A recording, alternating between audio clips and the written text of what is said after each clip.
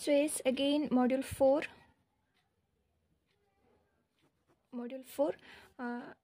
again statistical inference. Statistical inference 2. In this now in this video I'm going to discuss about chi-square test or chi-square distribution. Okay, so chi-square distribution or chi-square, this symbol is represented as chi-square. Okay, so now again in the table, in the handbook, in the 22nd page we have the formula chi-square, that is chi-square test is nothing but chi-square is equals to summation OI minus EI whole square divided by EI. So OI ಅಂತ ಅಂದರೆ observed frequency and EI ಅಂತ ಅಂದರೆ expected frequency. So mainly ನಮಗೆ chi-squareಲ್ಲಿ observed frequency and expected ಫ್ರೀಕ್ವೆನ್ಸಿಯನ್ನು ನೋಡ್ಬೋದು. So formula ಬರ್ಕೊಳ್ಳೋಣ. chi-square is equals to summation OI minus EI whole square divided by EI. Okay, ಈ ಫಾರ್ಮುಲಾನ ಬರ್ಕೋಬೇಕು. ಸೊ ಇಲ್ಲಿ ಕಾನ್ಸೆಪ್ಟ್ ಏನಂತ ಅಂದರೆ ಕ್ವಶನಲ್ಲಿ ಅವರೇ ಅಬ್ಸರ್ವ್ಡ್ ವ್ಯಾಲ್ಯೂಸನ್ನು ಕೊಟ್ಟಿರ್ತಾರೆ, ನಾನು ಎಕ್ಸ್ಪೆಕ್ಟೆಡ್ ವ್ಯಾಲ್ಯೂವನ್ನು ಫೈಂಡ್ ಔಟ್ ಮಾಡ್ಕೋಬೇಕು. ಅವೆರಡು ಸಿಕ್ಕಿದ್ರೆ ಸಾಕು. ಅಬ್ಸರ್ವ್ಡ್ ವ್ಯಾಲ್ಯೂಸನ್ನು ಕೊಟ್ಟಿರ್ತಾರೆ, ಎಕ್ಸ್ಪೆಕ್ಟೆಡ್ ವ್ಯಾಲ್ಯೂನ ಹೆಂಗೆ ಫೈಂಡ್ ಔಟ್ ಮಾಡೋದು ಅಂತ ಗೊತ್ತಾದರೆ ನೀವು ಆರಾಮಾಗಿ ಇಲ್ಲಿ ಜಸ್ಟ್ ವ್ಯಾಲ್ಯೂಸನ್ನು ಸಬ್ಸ್ಟಿಟ್ಯೂಟ್ ಮಾಡ್ತೀರಾ, chi-square ವ್ಯಾಲ್ಯೂ ಬರುತ್ತೆ. ಆ chi-square ವ್ಯಾಲ್ಯೂನ ಟೇಬಲ್ ವ್ಯಾಲ್ಯೂ ಜೊತೆ ಕಂಪೇರ್ ಮಾಡ್ತೀರಾ ಅಷ್ಟೇ. So but the question is expected ವ್ಯಾಲ್ಯೂಸನ್ನು ಹೆಂಗೆ ಫೈಂಡ್ ಔಟ್ ಮಾಡ್ತೀರಾ? So expected values find out ಮಾಡೋದಕ್ಕೆ ಕ್ವಶನ್ ಮೇಲೆ ಡಿಪೆಂಡ್ ಆಗುತ್ತೆ ಅದು ಹೆಂಗೆ ಫೈಂಡ್ ಔಟ್ ಮಾಡಬೇಕು ಅಂತ. ಸೊ ಈ ಒಂದು ವಿಡಿಯೋದಲ್ಲಿ ಕ್ವಶನಲ್ಲಿ ರೇಷಿಯೋ ಅನ್ನುವಂಥದ್ದಿದ್ದರೆ ನೀವು ಹೆಂಗೆ ಸಾಲ್ವ್ ಮಾಡೋದು, ನೀವು ಹೆಂಗೆ ಎಕ್ಸ್ಪೆಕ್ಟೆಡ್ ವ್ಯಾಲ್ಯೂಸನ್ನು ಫೈಂಡ್ ಔಟ್ ಮಾಡೋದು ಅನ್ನೋದನ್ನು ಈ ವಿಡಿಯೋಲಿ ಹೇಳ್ತೀನಿ. ಸೊ ರೇಷಿಯೋ ಮಾತ್ರ ಹೇಳ್ತೀನಿ ಈ ವಿಡಿಯೋದಲ್ಲಿ. ರೇಷಿಯೋಸ್ ಇದ್ದರೆ ಕ್ವಶನಲ್ಲಿ ರೇಷಿಯೋ ಅನ್ನುವಂಥದ್ದಿದ್ದರೆ ನೀವು ಹೆಂಗೆ ಎಕ್ಸ್ಪೆಕ್ಟೆಡ್ ವ್ಯಾಲ್ಯೂಸನ್ನು ಫೈಂಡ್ ಔಟ್ ಮಾಡಬೇಕಂತ ವೆರಿ ಇಂಪಾರ್ಟೆಂಟ್ ಕ್ವಶನನ್ನು ತಗೋತಿದ್ದೆ. ಸೊ ಎಸ್ ಇಂಪಾರ್ಟೆಂಟ್ ಕ್ವಶನ್ ಇದು. In an experiment of pea breeding the following frequencies of seed were obtained: round yellow, wrinkled yellow, round green, wrinkled green. So under this we have the values 315, 101, 108, 32. So ಇದನ್ನೇ ನಾವು ಹೇಳೋದು observed frequency ಅಂತ. So total ಎಷ್ಟು, ಇದನ್ನು total ಮಾಡಿದ್ರೆ ಎಷ್ಟು ಬರ್ತಿದೆ ಅಂತಂದರೆ 556. ಆ್ಯಂಡ್ ಇದರಲ್ಲಿ ನೀವು ಅಬ್ಸರ್ವ್ ಮಾಡ್ಬೋದು ಈ ಕ್ವಶನಲ್ಲಿ ರೇಷಿಯೋಸ್ ಇದೆ. ಸೊ ರೇಷಿಯೋಸ್ ಇದ್ದರೆ ಮಾತ್ರ ಈ ಪ್ರೊಸೀಜರನ್ನು ನಾವು ಯೂಸ್ ಮಾಡಬೇಕು. ಸೊ ರೇಷಿಯೋಸ್ ಇದ್ದರೆ ಫಸ್ಟ್ ಆಫ್ ಆಲ್ ನಾವು ಸೊಲ್ಯೂಷನನ್ನು ಹೆಂಗೆ ಸ್ಟಾರ್ಟ್ ಮಾಡ್ತೀವಿ ಅಂತ ಅಂದರೆ, ಸೊ ಎಸ್ ಸೊಲ್ಯೂಷನಲ್ಲಿ ಅಗೇನ್ ನಾವು ಫಸ್ಟು ತಗೋಬೇಕಾಗಿರೋದು H0 ನಲ್ ಹೈಪೋಥಿಸಿಸ್. ಇಲ್ಲಿ ನಾವು ಏನು ಕಂಪೇರ್ ಮಾಡ್ತಿದ್ದೀವಿ ಅಂತ ಅಂದರೆ observed frequency and expected frequency ಮಧ್ಯೆ ಏನಾದರೂ ಡಿಫ್ರೆನ್ಸ್ ಇದೆಯಾ ಇಲ್ವಾ ಅಂತ. ಸೊ H0 ನಾವೇನಂತ ತಗೋಬೇಕಂದ್ರೆ ಎರಡೂ ಕೂಡ ಈಕ್ವಲ್ ಇದೆ ಅಂತ. ಸೆಂಟೆನ್ಸಲ್ಲಿ ತಗೊಳ್ಳೋದಾದರೆ there is no significance difference between the observed frequency and expected frequency. So first step ಇದಾಗಿರುತ್ತೆ. ಸೊ ಸೆಕೆಂಡ್ ಸ್ಟೆಪ್ಪು ಫಾರ್ಮುಲಾ ಬೇಕಿದ್ರೆ ಬರ್ಕೊಳ್ಳಿ.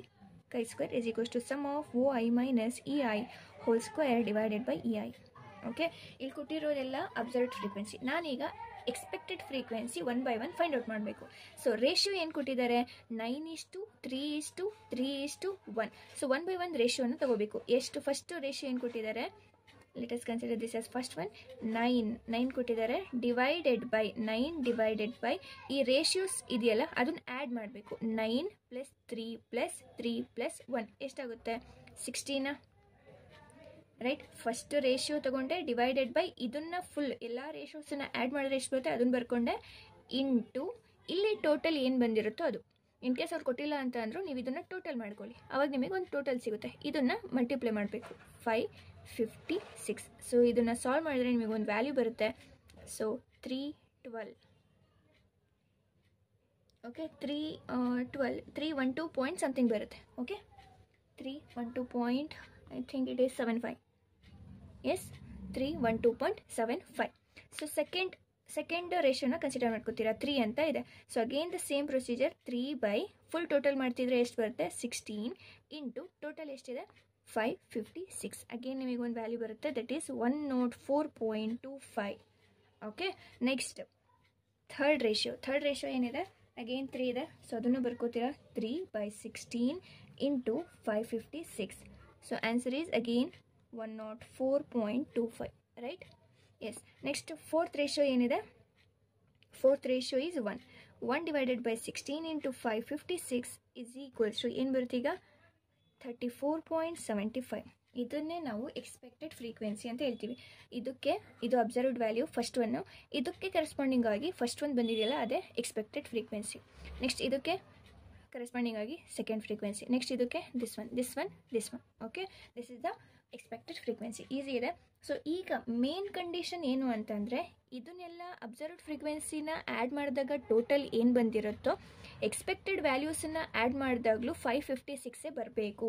ಇನ್ ಕೇಸ್ ಬರ್ತಿಲ್ಲ ಅಂತ ಅಂದರೆ ನೀವು ಅಪ್ರಾಕ್ಸಿಮೇಟ್ ವ್ಯಾಲ್ಯೂವನ್ನು ತಗೊಂಡು ಹೇಗಾದರೂ ಕನ್ವರ್ಟ್ ಮಾಡಿ ಟೋಟಲ್ 556 ಬರೋ ಹಾಗೆ ಮಾಡಬೇಕು. ಸೊ 112 ಇದೇ ರೀತಿ ನೀವು ತೊಗೊಳ್ಳೋದಾದರೂ ತೊಗೋಬೋದು, ಅಥವಾ ಅಪ್ರಾಕ್ಸಿಮೇಟ್ ವ್ಯಾಲ್ಯೂವನ್ನು ತೊಗೋತೀನಿ ಅಂದರೆ ತೊಗೋಬೋದು. ಸೊ ಇದನ್ನು ನಾನು 312.75ನ ನಾನು ಅಪ್ರಾಕ್ಸಿಮೇಟ್ ವ್ಯಾಲ್ಯೂ 313 ಅಂತ ತಗೋಬೋದಾ? ಎಸ್. ನೆಕ್ಸ್ಟ್ ಇದನ್ನು 104.25 ಇರೋದ್ರಿಂದ ಅಪ್ರಾಕ್ಸಿಮೇಟ್ ವ್ಯಾಲ್ಯೂ 104 ಅಂತ ತಗೋಬೋದಾ? Similarly here also I can take 104. Next here I can take 75 ಇರೋದ್ರಿಂದ ಅಪ್ರಾಕ್ಸಿಮೇಟ್ ವ್ಯಾಲ್ಯೂ 35. ಈಗ ಇದನ್ನು ಆ್ಯಡ್ ಮಾಡಿ 313 ಪ್ಲಸ್ 104 ಪ್ಲಸ್ 104 ಪ್ಲಸ್ 35 ಆ್ಯಡ್ ಮಾಡಿದಾಗ 556 ಬರಬೇಕು. ಆವಾಗ ಮಾತ್ರ ನೀವು ಕಂಡುಹಿಡಿದಿರುವಂತಹ ಎಕ್ಸ್ಪೆಕ್ಟೆಡ್ ವ್ಯಾಲ್ಯೂ ಕರೆಕ್ಟ್ ಇದೆ ಅಂತ ಅರ್ಥ. ಓಕೆ, ಇಷ್ಟು ಫೈಂಡ್ ಔಟ್ ಮಾಡ್ಕೊಂಡಾದ್ಮೇಲೆ ಈಗ ಬರ್ಕೊಳ್ಳಿ observed values and expected values. Observed ವ್ಯಾಲ್ಯೂಸಲ್ಲಿ ಏನೇನಿದೆ? 315, 101, 108, 32 and the total is 556. Okay, yes. So expected value corresponding ಆಗಿ ಏನು ಬಂತು? ಫಸ್ಟ್ ರೇಷಿಯೋಗೆ 313. ನೆಕ್ಸ್ಟ್ ಸೆಕೆಂಡಿಗೆ ಏನು ಬಂತು? 104. Here third 104. Next here 35. Total 556 ಬರಬೇಕು. ಎಸ್, ಅಬ್ಸರ್ವ್ಡ್ ವ್ಯಾಲ್ಯೂಸ್ ಸಿಕ್ತು. ಅಬ್ಸರ್ವ್ಡ್ ವ್ಯಾಲ್ಯೂಸ್ ಕೊಟ್ಟಿದ್ರು, ಎಕ್ಸ್ಪೆಕ್ಟೆಡ್ ವ್ಯಾಲ್ಯೂಸ್ ನಾನು ಕಂಡುಹಿಡ್ಕೊಂಡೆ. ಇಷ್ಟೇ ನಮಗೆ ಬೇಕಾಗಿದ್ದು. ಇದನ್ನೆಲ್ಲ ತೊಗೊಂಡೋಗಿ ಫಾರ್ಮುಲಾಸಿಗೆ ಹಾಕ್ತೀರಾ. ಸೊ ಫಾರ್ಮುಲಾ ಏನಿದೆ? chi² is equals to sum of OI minus EI whole square divided by EI. ಇದು ಹೋಲ್ ಸ್ಕ್ವೇರ್ ಅಲ್ಲ, ಜಸ್ಟ್ ನ್ಯೂಮರೇಟರಿಗೆ ಮಾತ್ರ ಸ್ಕ್ವೇರ್ ಇದೆ, ಇದು ಗೊತ್ತಿರಲಿ. Yes, which is equals to 1 by 1 OI minus EI. ಇಲ್ಲಿ first value OI minus EI 315 minus 313 whole square divided by EI ಇದು. So 315 minus 313 whole square divided by EI ಅಂತಂದರೆ ಇದು ಫಸ್ಟ್ ಸಮೇಷನ್ ಅಂತ ಇರೋದ್ರಿಂದ plus. Next second 101 minus 104 whole square divided by EI 104 plus. Next third value 108 minus 104 whole square divided by 104 plus. Fourth value 32 minus 35 hole square divided by 104. ಇದನ್ನೆಲ್ಲ solve ಮಾಡಿದ್ರೆ ಒಂದು value ಬರುತ್ತೆ. So ಅದು 0.51. ಇದನ್ನು ನಾವು calculated value ಅಂತ ಅಂದ್ಕೋಬೇಕು. ಈ ಕ್ಯಾಲ್ಕುಲೇಟೆಡ್ ವ್ಯಾಲ್ಯೂವನ್ನು ಅವ್ರು ಕೊಟ್ಟಿರುವಂತಹ ಟೇಬಲ್ ವ್ಯಾಲ್ಯೂ ಜೊತೆ ಕಂಪೇರ್ ಮಾಡಬೇಕು. ಸೊ ಸ್ವಲ್ಪ ಗ್ಯಾಪ್ ಬಿಡ್ತೀರಾ, ಕ್ಯಾಲ್ಕುಲೇಟೆಡ್ ವ್ಯಾಲ್ಯೂ ಫೈಂಡ್ ಔಟ್ ಆದ ಮೇಲೆ ಸ್ವಲ್ಪ ಗ್ಯಾಪ್ ಬಿಡ್ತೀರಾ, ಟೇಬಲ್ ವ್ಯಾಲ್ಯೂ ಬರ್ಕೋತೀರಾ. ಅವ್ರು ಕೊಟ್ಟಿರೋದೇನೋ 7.815. ಸೊ ನನ್ನ ವ್ಯಾಲ್ಯೂ ಇದಕ್ಕಿಂತ ಕಮ್ಮಿ ಇದೆ, less than the table value, therefore null hypothesis is accepted. ಇಷ್ಟೇ. Okay, yes. So in case ಅವ್ರು ಏನಾದರೂ ಎಸ್ ಹಿಯರ್ ಆಲ್ಸೋ ಹಾಂ. ಸೊ ಇನ್ ಕೇಸ್ ನಿಮಗೆ ಇದೇನಾದರೂ ಗೊತ್ತಾಗಲಿಲ್ಲ ಅಂತಂದರೆ, ಇನ್ ಕೇಸ್ ಅವರು ಟೇಬಲ್ ವ್ಯಾಲ್ಯೂ ಕೊಟ್ಟಿರಲಿಲ್ಲ ಅಂತ ಅಂದರೆ ಇದರಲ್ಲಿ ನೋಡ್ಕೋಬೇಕು. ಸೊ chi² ಟೇಬಲ್ ಇದೆ. chi² ಟೇಬಲಲ್ಲಿ ಏನನ್ನು ನೋಡಬೇಕಂದ್ರೆ, ಇಲ್ಲಿ ಸಿಗ್ನಿಫಿಕೆಂಟ್, ನಾನ್ ಸಿಗ್ನಿಫಿಕೆಂಟ್ ಇದೆ. ಸಿಗ್ನಿಫಿಕೆಂಟ್ ಅಂಡರಲ್ಲಿ ನೋಡಬೇಕು ಆ್ಯಂಡ್ 5%ಗೆ ನೋಡಬೇಕು. ಓಕೆ, ಸೊ ಹೆಂಗೆ ನೋಡ್ತೀರಾ? ಇಲ್ಲಿ ಡಿಗ್ರಿ ಆಫ್ ಫ್ರೀಡಮನ್ನು ಕೊಟ್ಟಿದ್ದಾರೆ. ಸೊ ಅಗೇನ್ ಇಲ್ಲಿ chi² ಡಿಗ್ರಿ ಆಫ್ ಫ್ರೀಡಮ್ ಅನ್ನುವಂಥದ್ದು ಫಾರ್ಮುಲಾ n-1. ಸೊ ಎನ್ ಅನ್ನುವಂಥದ್ದು ಏನು ಕೊಟ್ಟಿದ್ದಾರೆ? ಎನ್ ಅಂತ ಅಂದರೆ number of observations 1 2 3 4. 4 - 1 is 3. So 3 ಅಂಡರಲ್ಲಿ 0.5ಗೆ ಏನು ವ್ಯಾಲ್ಯೂ ಇದೆ? This is nothing but table value. So 3 degree of ಫ್ರೀಡಮಲ್ಲಿ ಅಂಡರ್ 3. ಸೊ ಏನಕ್ಕೆ n-1 is the formula. So 3ನ ನೋಡ್ತೀರಾ. ಸೊ ಸಿಗ್ನಿಫಿಕೆನ್ಸನ್ನು ನಾವು ನೋಡ್ತಿರೋದು 0.5ನ ನೋಡಬೇಕು. ಸೊ 7.81 ಅವರು ಅದನ್ನೇ ಕೊಟ್ಟಿರೋದಲ್ವಾ, 7.81. So this is about chi². So easy ಇದೆ. ಇದು ರೇಷಿಯೋ ಪ್ರಕಾರ ಏನಾದರೂ ಕೇಳಿದ್ರೆ ಈ ಮೆಥಡನ್ನು ನೀವು ಯೂಸ್ ಮಾಡಬೇಕು. ಸೊ ಇನ್ನೂ ಒಂದು ಕ್ವಶನ್ ಇದೆ, ಅದನ್ನು ನೀವು ಬೇಕಿದ್ರೆ ಟ್ರೈ ಮಾಡಿ.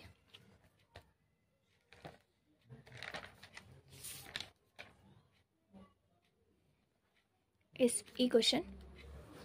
So the sample analysis of examination result of 500 students were made.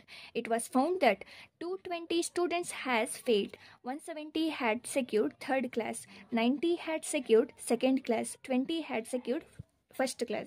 ಇದೊಂದು ಸ್ವಲ್ಪ ಟೇಬಲ್ ಕೊಡ್ದಲೆ ಇನ್ಫಾರ್ಮೇಷನ್ ಥರ ಕೊಟ್ಟಿದ್ದಾರೆ.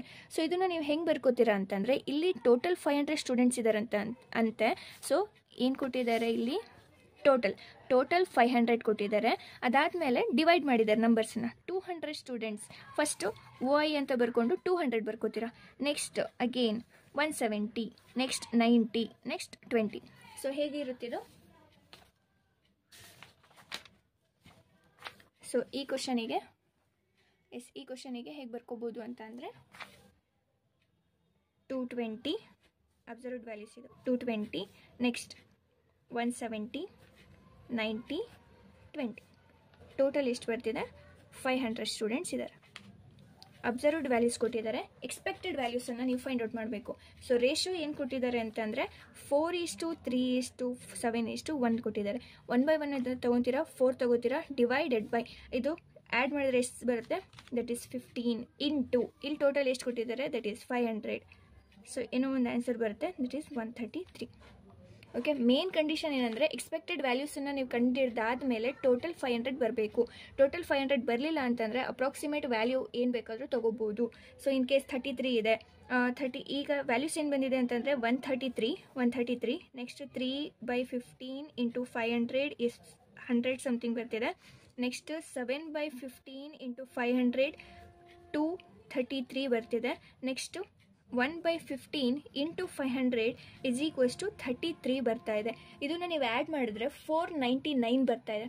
ಸೊ ಈಗೇನು ಮಾಡ್ತೀರಾ, ಅಪ್ರಾಕ್ಸಿಮೇಟ್ ಆಗಿ ಏನು ಮಾಡ್ತೀರಾ ಅಂದರೆ ಒಂದನ್ನು ಯಾವುದಾದ್ರೂ ಚೇಂಜ್ ಮಾಡ್ಕೊಳ್ಳಿ, ಇದನ್ನು 34 ಅಂತ ಬರ್ಕೊಳ್ಳಿ. ಸೊ ಅವಾಗ ನಿಮಗೆ ಕರೆಕ್ಟ್ ಆನ್ಸರ್ ಬರುತ್ತೆ. ಸೊ ಈ ರೀತಿ ಮೇನ್ ಕಂಡೀಷನನ್ನು ಸ್ಯಾಟಿಸ್ಫೈ ಮಾಡಬೇಕು. ಎಕ್ಸ್ಪೆಕ್ಟೆಡ್ ವ್ಯಾಲ್ಯೂ ನಾವು ಫೈಂಡ್ ಔಟ್ ಮಾಡಾದ್ಮೇಲೆ ಈ ಕಂಡೀಷನ್ ಸ್ಯಾಟಿಸ್ಫೈ ಆಗಬೇಕು, ಅವಾಗ ಮಾತ್ರ ನೀವು ಮಾಡಿರೋ ಸರಿ ಇದೆ ಅಂತ. ಅದಾದಮೇಲೆ ಎಲ್ಲ ಎಕ್ಸ್ಪೆಕ್ಟೆಡ್ ವ್ಯಾಲ್ಯೂಸನ್ನು ಬರ್ಕೋತೀರಾ, ಫಾರ್ಮುಲಾ ಹಾಕ್ತೀರಾ, ಫೈಂಡ್ ಔಟ್ ಮಾಡ್ತೀರಾ ಅಷ್ಟೇ. Okay, so yes, thank you.